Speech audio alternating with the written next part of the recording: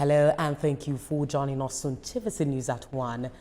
Nigeria's fight against terrorism has recorded a major development as the armed forces of Nigeria, working alongside the United States, carried out precision airstrikes against the IS-linked foreign element operating in parts of northwestern Nigeria. It is expected to bring more details of that. And a day after the strike in Sokoto State, the natives of Jabo, a rural community in Tambuwal local government area, are taking stock of its effects, and they say there has been damage to farmlands, but no loss of lives. They're also calling for more intelligence report on the security situation in Sokoto State.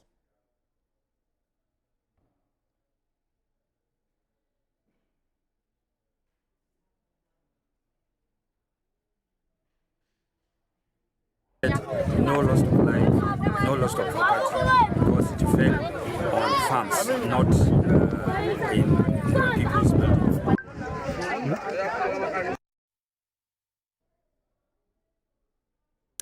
And in the meantime, the police command in Sokoto State has cordoned off the site where this explosive device detonated.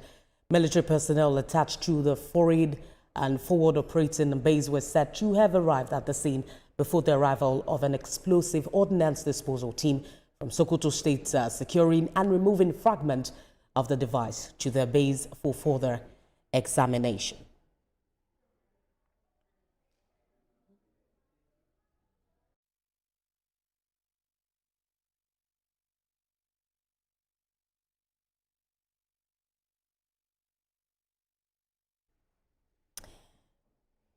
Still talking security matters, Nigeria's fight against terrorism has recorded a major development as the armed forces of Nigeria, working alongside the United States, carried out precision airstrikes against the IS-linked foreign element operating in part of northwest Nigeria. We have details in this report.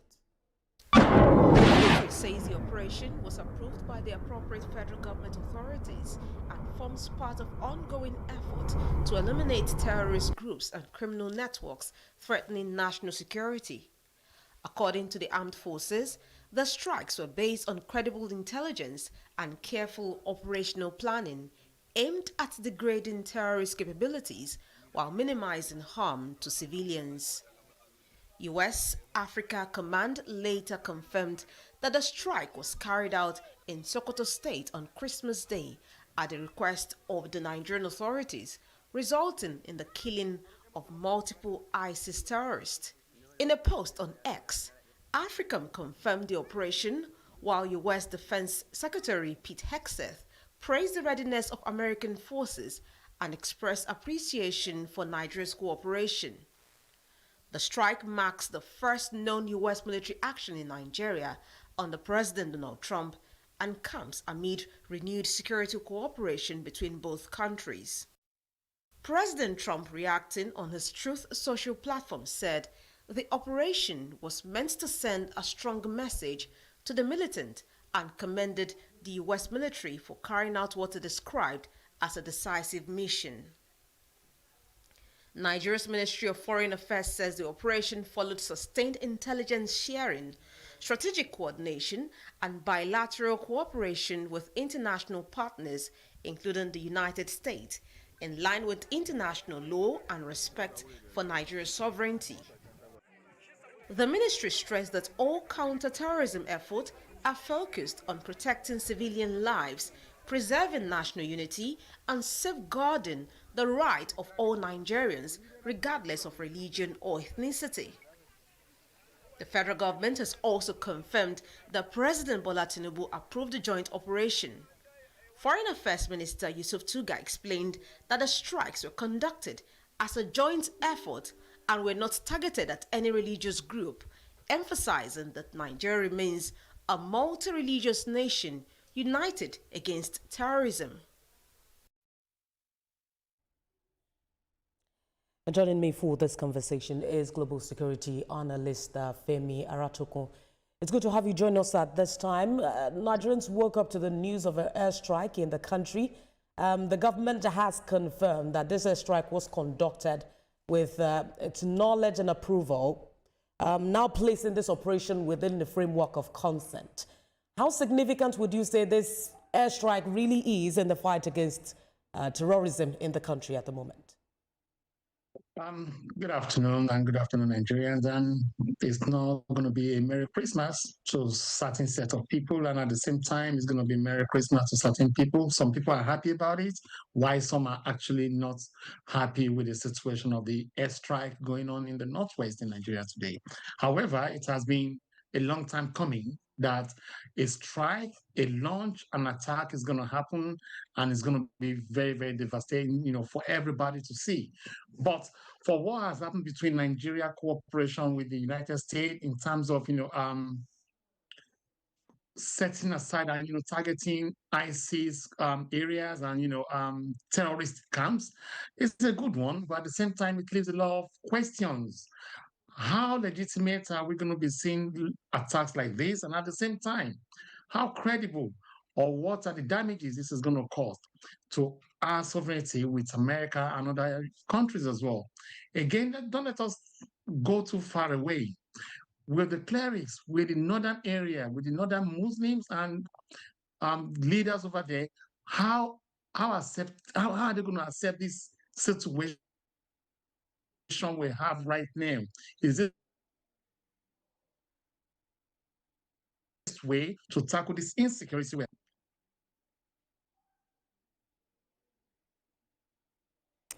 Mr. Article, this has been one of the questions that has been asked since this news, got out, whether the conversation about sovereignty really comes in this conversation, since the Nigerian government is fully aware and in cooperation.